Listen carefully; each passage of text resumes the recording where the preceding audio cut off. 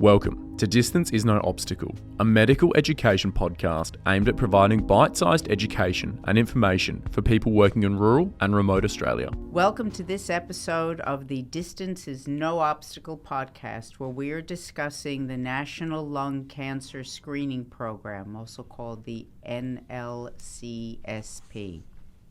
I am your host, Dr. Lynn Arias, rural generalist and WAGP locum. And today I am joined by Professor Fraser Brims, who's a consultant respiratory physician at Charles Gairdner Hospital and medical advisory to the program implementation for WA Health, and Siobhan Dormer, clinical nurse consultant in lung cancer and bronchology and respiratory medicine at Charles Gairdner Hospital. Welcome to you both. For listeners who may not yet be aware, this month, the Australian government launched the National Lung Cancer Screening Program, marking the first new national cancer screening initiative in nearly 2 decades. This program aims to detect lung cancer early in high-risk individuals, thereby improving survival rates and reducing mortality. Lung cancer, while it is the 5th most common cancer, is actually the leading cause of cancer death in Australia, surpassing breast and prostate cancers combined. In 2024, more than 15,000 people were diagnosed with lung cancer in Australia. Before we jump into understanding the program, can I ask you both to tell us a little bit about yourselves and how you became involved in the rollout of the NLCSP. So, Fraser, would you be kind enough to start? Yeah, sure. Thank you. So Fraser Brims. I'm actually UK trained originally. Came over to Perth and Charles Gairdner about 14 years ago. Very quickly got involved with the lung cancer program there, and 2 avenues of research. One was looking into how asbestos might raise risk for lung cancer, and we run a screening program there called the Asbestos Review Program, but one that I got to work very closely with Siobhan on very quickly, called an International Lung Screen Trial, which was an international study implementing lung cancer screening in Australia and looking at the best ways of recruiting and how to identify high risk individuals to find early lung cancer. And your role now in the program? So I've been, as you mentioned, I've been an advisor for the WA Department of Health about how we can implement lung cancer screening effectively and to really get the most benefit, I guess, for patients in WA. But also I've been on the expert advisory group for the national program as well, looking at the really big picture of how the entire program's getting rolled out and all the intricacies involved in that. Right. Well, you must be very excited that it is now coming to fruition. Absolutely. Yeah, it's been, as you mentioned, kind of 10 years in the waiting for us, and 2 years since the announcement in the budget in 2023. So it's been a lot of very hard work in those 2 years to get us to this point where we've started scanning patients in Australia, which is really exciting. This is very exciting for the health of Australian adults in particular. Siobhan, would you like to speak to your role? Yes, thank you, Lynn, for inviting me to talk with you today. I'm the lung cancer clinical nurse consultant respiratory, and I also lead the Bronchoscopy Service at our hospital. I have 3 nurse-led clinics. One's on nodule surveillance, one's on survivorship for people who've had curative lung cancer surgery, and another one is a CNC assessment clinic where I contact country patients who have been referred to our service and coordinate their care through our hospital. And as Fraser mentioned, I was involved in the International Lung Screening Trial, recruiting patients for that study. That sounds fantastic. Could you speak a little bit more to what you are able to offer the rural and remote communities? So when GPs refer patients to you, what happens? for these people next? Yes, so when your GP does referral to our hospital, go through the CRS service. And CRS is the Central Referral Service, yes, for those who don't know. That referral gets looked at and triaged by either our consultant or our fellow. And if they're a country patient there, and they get put into my clinic and with a investigation plan. So there'll be suspicious nodule, patients likely need lung function testing, a PET scan, some sort of biopsy, and they get put into my clinic to sort of coordinate and arrange all their investigations within 1 week. So I'll contact the patient after we get the referral and do an assessment on how they are. Often country patients do present late and they can have significant symptoms which would be like a red flag to me, and I would have to see if I can get that patient admitted if they had significant symptoms to get them through the diagnostic journey more quickly. It's expensive for country people to come to Perth, so coming backwards and forwards is really not a sensible option. So to have, say, lung function testing on a Monday, PET scan on a Tuesday, a review with the clinician on a Tuesday, biopsy Wednesday, and presentation our lung cancer MDT, and given their treatment plan after that on a Friday is the ideal, and that's what we try very hard to work through. So it really, you enable country people to spend as little time in the city and away potentially from family while still getting, a full assessment and treatment options. Yes, and like I said before, country patients do often present late with their symptoms, and they can be quite significant, and they might need to be put through the system much more quickly if that is the case. So considering admission is, one of the feathers to my bow that I'm able to do. Before we jump in, that sounds like a fantastic service, because being away from home is certainly a concern for many people in the country.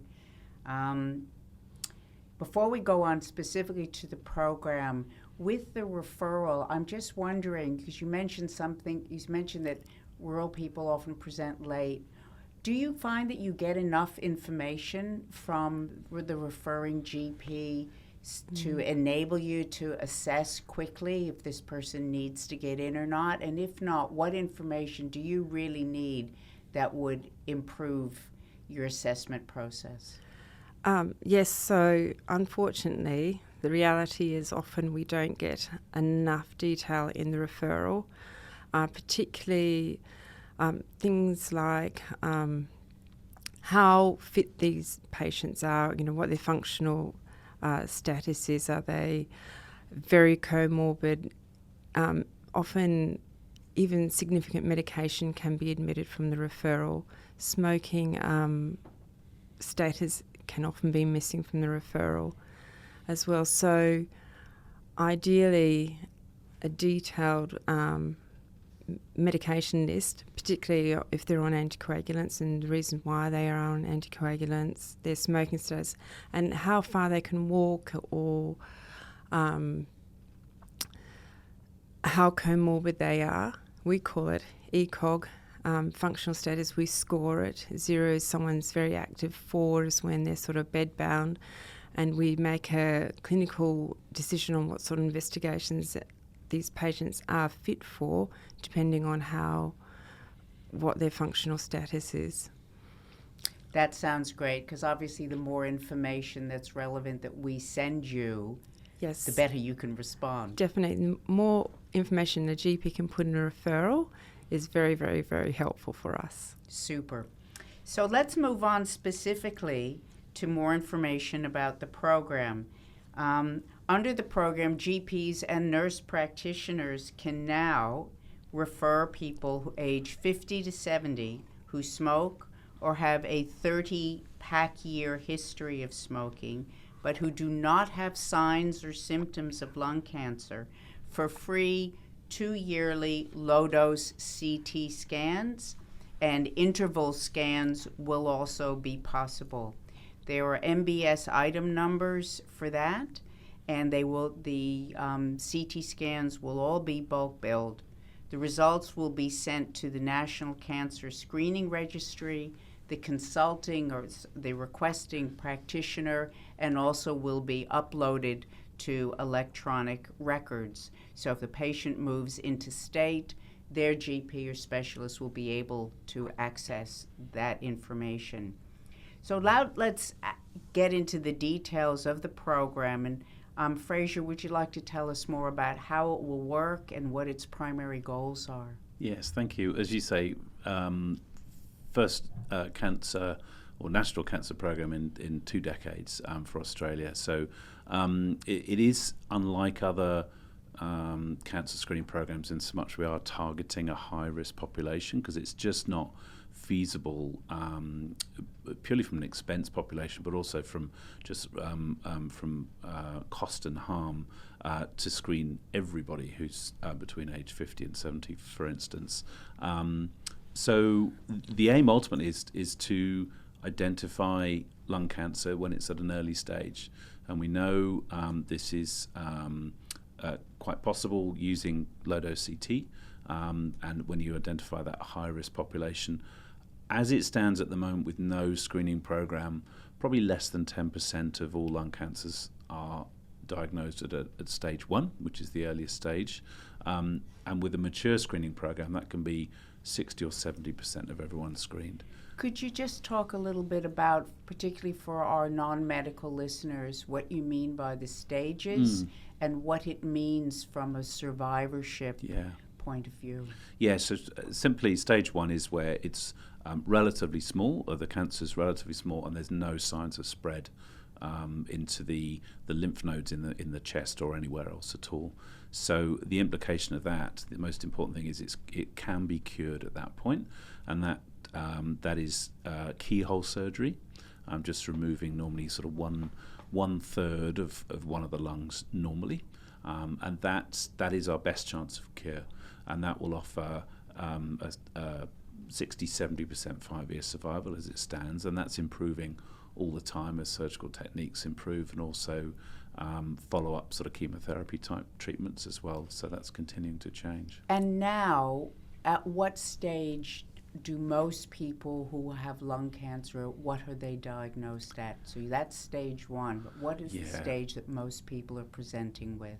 Most people are, and that's kind of 50 to 60% of stage 4, where it's already advanced at a point where there's no ability for cure, and where all we can offer is chemotherapy, immunotherapy, which has made a big difference, and targeted treatments, which are making a big difference for some. And for some people, it's simply best supportive care. And what is the likely 5-year prognosis for stage 4 lung cancer? It's down into the single figures percentage. So if we can, this screening program could really change this greatly. Yeah, I think we can confidently say it will change things greatly. There's no question. We know what we need to do. We know who we need to target, and it's started. We're already implementing it. So it's in the coming years we will. It's projected over the next 10 years we could save up to 12,000 lives in Australia with this program. So it's absolutely transformative. So my understanding is that all radiology providers, both in the private sector and the public sector, will be participating in the screening program. Is that correct? Sort of nearly, I guess. So all of the so there's 13 fixed CT scanners outside of Perth Metro. My understanding is all of them will be able to provide a screening CT. Within Perth Metro, almost all the private providers are planning to participate in the National Lung Cancer Screening Program. The public CTs are simply, to be frank, too busy to be participating, and because it's bulk billed, there's no need for them actually to be doing that, because one of the central tenements to the screening program is equity of access. It's, as you mentioned, it's bulk billed, so it's free at the point of service to get the scan and any repeat scans that are required. and that's that can be in the in the rural regions. That's through the fixed scanners, but also importantly, there will be a mobile CT truck, or trucks plural for Australia, which will significantly improve access for the more regional, remote communities. So we'll be having mobile CT trucks coming through the country. Yeah, and WA is going to be the first to get such mobile CT truck.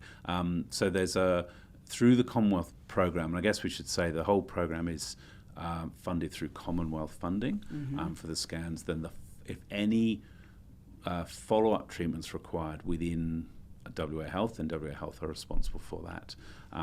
So that there's a company called Heart of Australia who've been contracted to provide mobile CT screening, and they will be starting in WA in November, and that's going to be Pilbara and Kimberley region initially. And as I say, in Western Australia is the first to get that, which we're very excited about. That's fantastic. Yeah.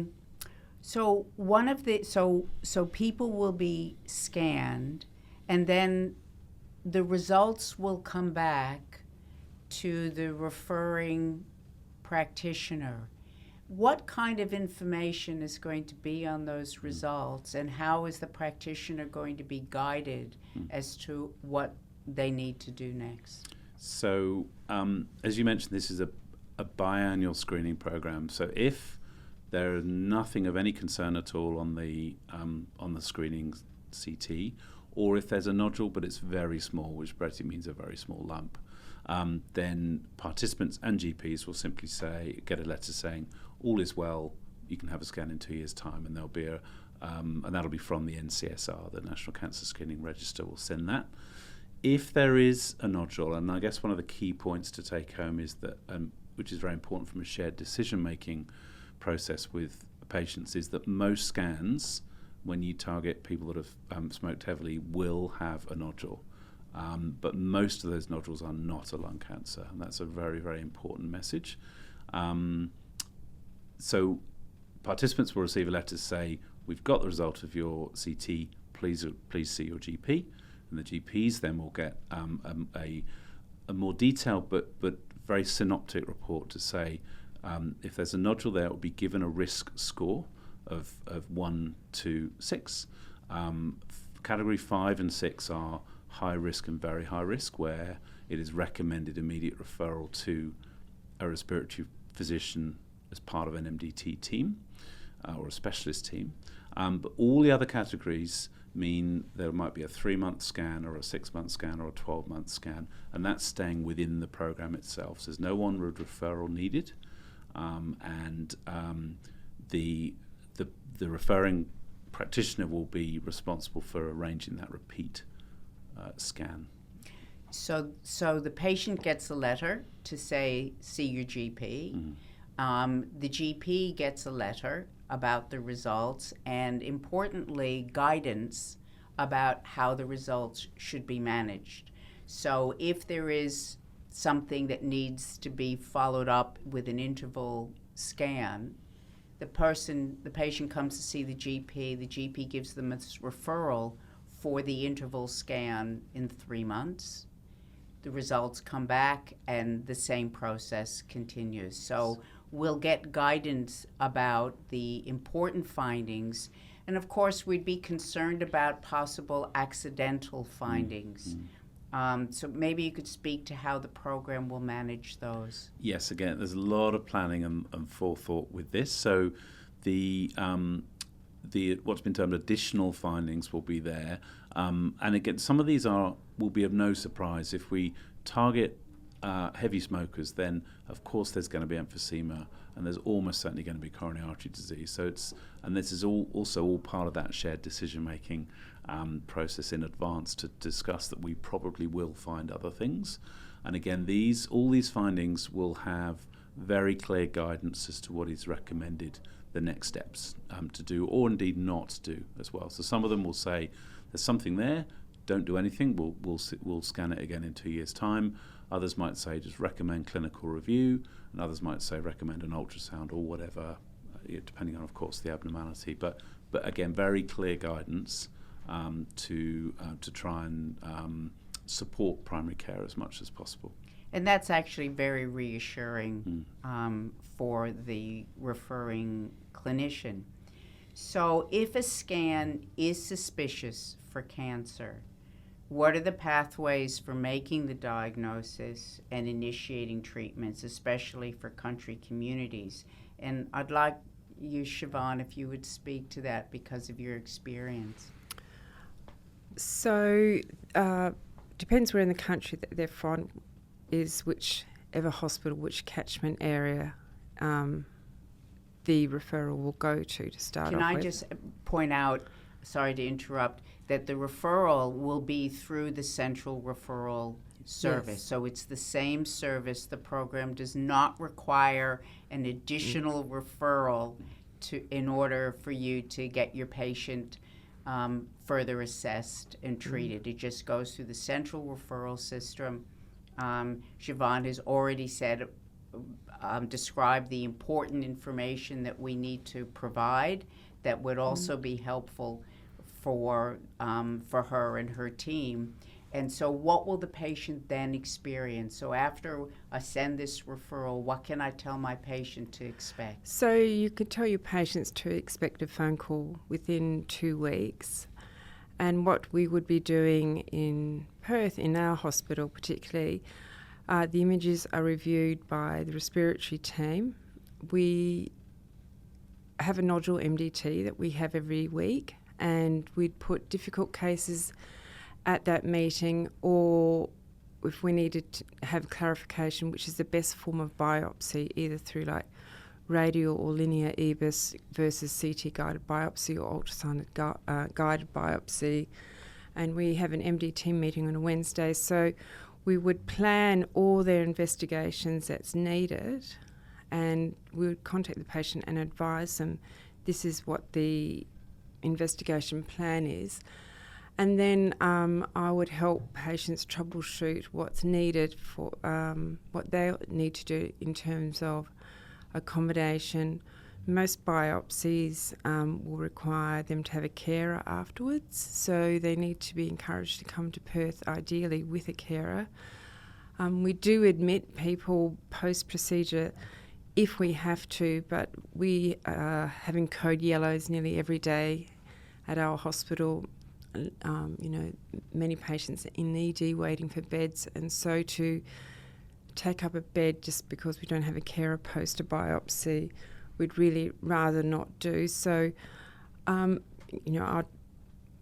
or my nursing team would chat to the patient about trying to find family, next of kin, friend, where they can stay, and work with the rural nurse coordinators who provide a great service. And so it's sort of like a team approach. So a group of nurses sort of gather around these patients, as if you like, and support them through the diagnostic pathway onto discussion at the MDT, which we have every week on a Friday. And so it sounds like within 2 weeks, the patient will already be part of the system, and yes. they know they're not going to be lost to follow up, yes. and things are going to happen. So, yes. Anybody who has a scan where something is suspicious is, of course, going to be worried. So it's fabulous that people are not going to have to wait long for something to happen. So I just probably better clarify that a little bit better. They are contacted us. Obviously, we have wait lists for our biopsies, which can, are unfortunately can be several weeks. Okay, several weeks. It just depends on what particular biopsy, a CT guided biopsy wait list time can be different to our radial bronchoscopy wait time. But in saying that, with lung cancer screening, we have just been, we've just got robotic bronchoscopy at our hospital, which is fantastic. We had our first list last Wednesday, and we found a difficult peripheral lesion within 2 minutes.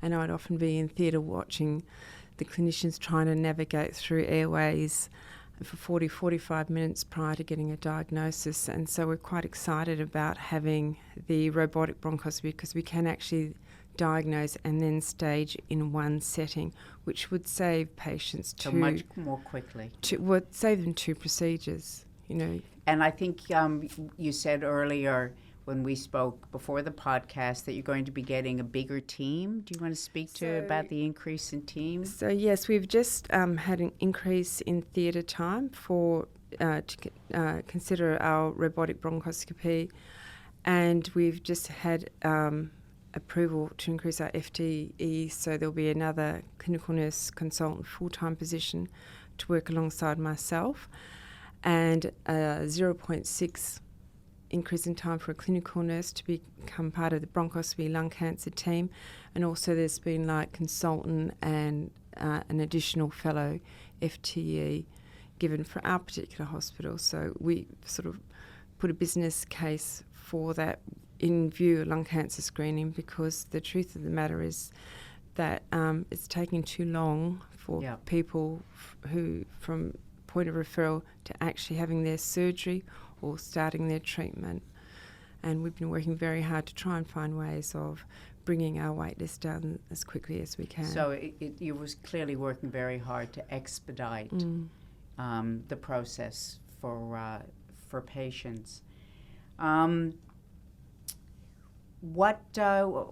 many new cases do you reckon are now going to be picked up, particularly in this earlier stage, say over the next 12 months?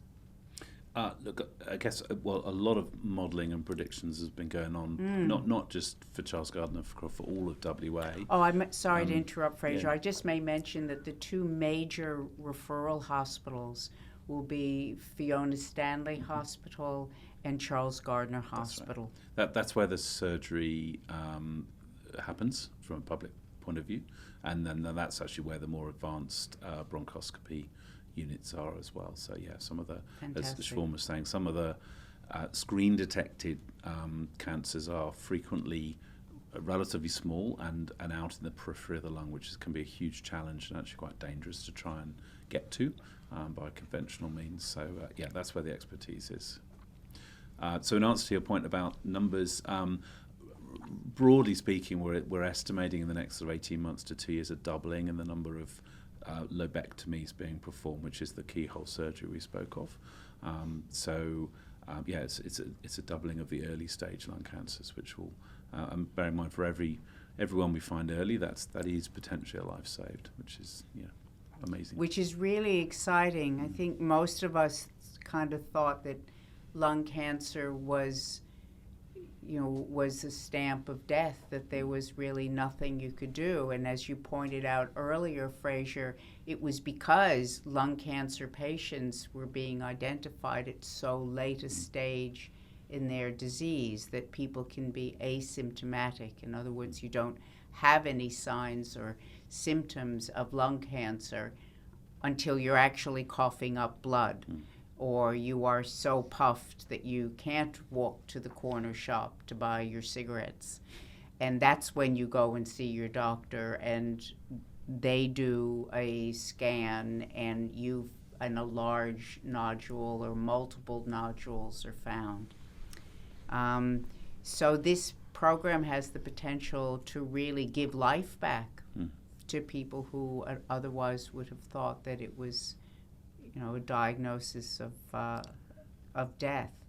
The program really focuses on people who smoke, and we know that smoking is a major contributor to lung cancer, and the program focuses on the criteria is for people who have a 30-pack year history, which is you take the number of packs you smoke a day and multiply it by the number of years that you smoke. There will be people who don't fit quite the criteria for the program, but of course are still worried that, they have a family member who's been through the program and they want to now know what their risk or chances are of having lung cancer. What do we tell these people to do? Look, this is a tricky one. I guess it's been said publicly by Cancer Australia that they'd encourage a degree of pragmatism with the calculating of the pack years, and that's not to say we can cook any books, but I think it's recognised that calculating pack years is an inexact science. So I think they're saying really just to give the benefit of the doubt with the numbers. I think if there's an opportunity to discuss health screening like this, then it's a perfect opportunity to discuss smoking cessation and getting over the nicotine addiction.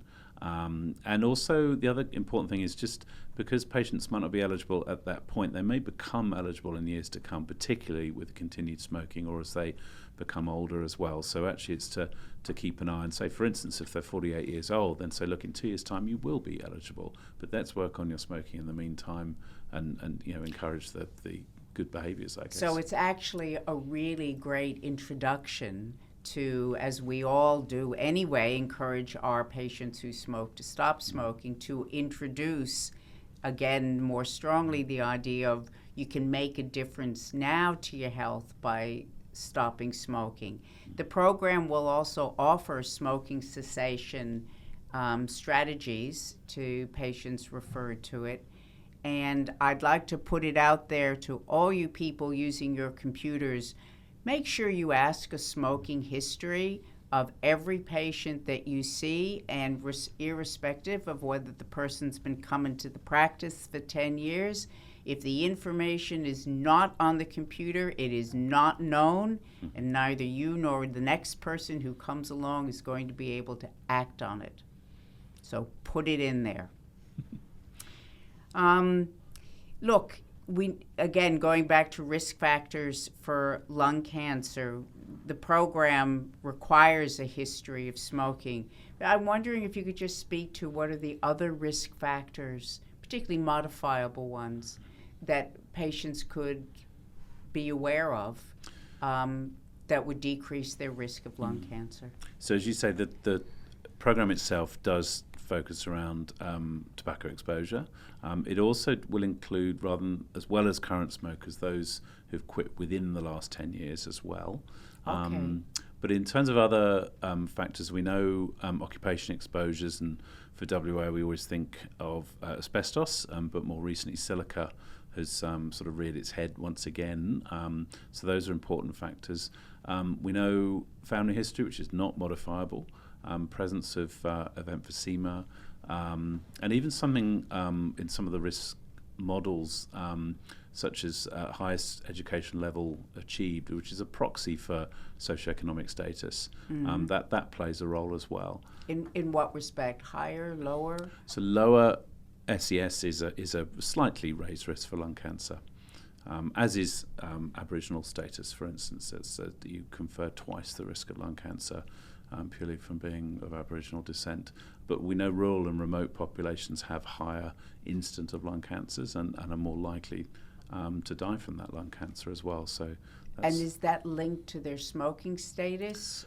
No, or not necessarily? No, that's independent of the smoking of that status. Altogether. So, yeah. And what about factors like obesity or gender? Not obese. Oh, sorry, it does. Yeah, obesity is so. Actually, interesting enough, a raised BMI is actually slightly protective of lung cancer, and gender females have a slightly higher risk for reasons we're not don't understand completely. Exercise is not part of any of the risk models, but we know for almost all cancers that there's a clear relationship between regular gentle exercise is protective for cancer. So it's clearly something we very much encourage in all patients. I've got to ask you this question, and what about diet?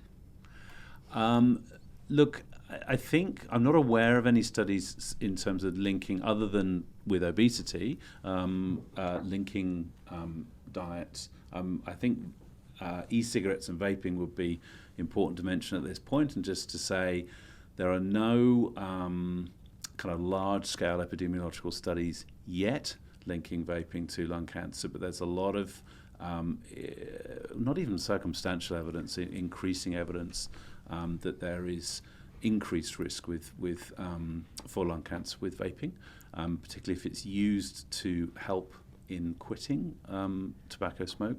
There actually appears to be an increased risk, a further risk on top of there as well. So a number of years to come before the I guess, very large unequivocal studies come out, but there's enough there to be extremely concerned that e-cigarettes and vaping will be contributing to lung cancer in the future. There's a paper just recently in the BMJ that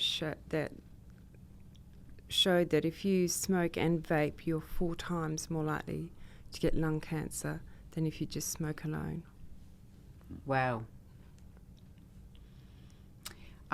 What about the use of filters on cigarettes? Many people will put filters on in the idea that it's going to save their lungs. Yeah, there's no material difference. That, I think, along with many other fallacies, have been put forward by the big tobacco industry as ways of trying to